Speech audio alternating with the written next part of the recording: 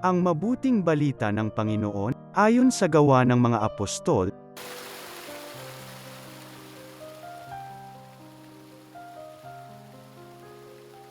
Noong mga araw na iyon, pagdating ni Saulo sa Jerusalem, sinikap niyang mapabilang sa mga alagad doon.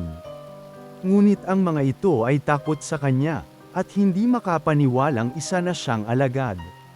Subalit isinama siya ni Bernabe sa mga apostol.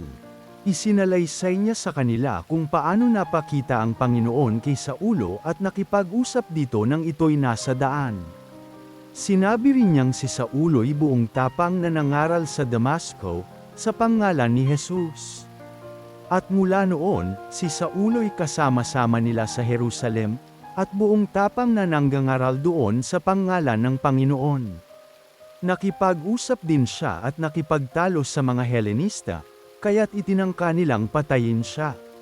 Nang malaman ito ng mga kapatid, dinala nila si Saulo sa Cesarea at pinauwi sa Tarso. Kaya't naging matiwasay ang simbahan sa buong Judea, Galilea at Samaria. Ito'y tumatag at lumaganap sa tulong ng Espiritu Santo at namuhay na may pagkatakot sa Panginoon. Ang mabuting balita ng Panginoon.